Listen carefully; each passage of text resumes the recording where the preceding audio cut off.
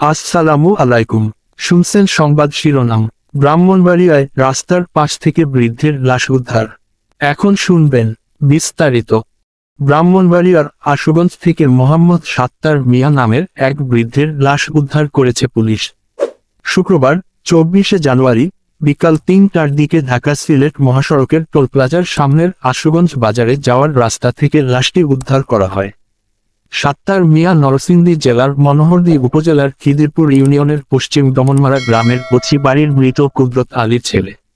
সাত্তার মিয়ার ছেলে কাউসার মিয়া জানা যায়, সাত্তার মিয়া সোমবার ফজরের নামাজ পড়বে বলে বাসা থেকে বের হয়। এরপর থেকে সাত্তার মিয়া নিখোঁজ। পরে ঢাকা সিলেট মহাসড়কের টোল প্লাজার সামনের আশুগঞ্জ বাজারে যাওয়ার রাস্তা পাশ থেকে সাত্তার মিয়ার লাশ উদ্ধার করে পুলিশ।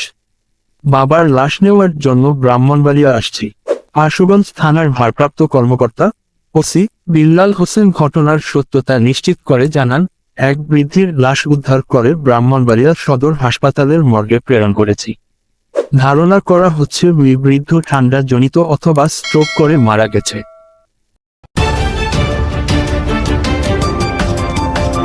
ব্রাহ্মণবাড়িয়া 24.news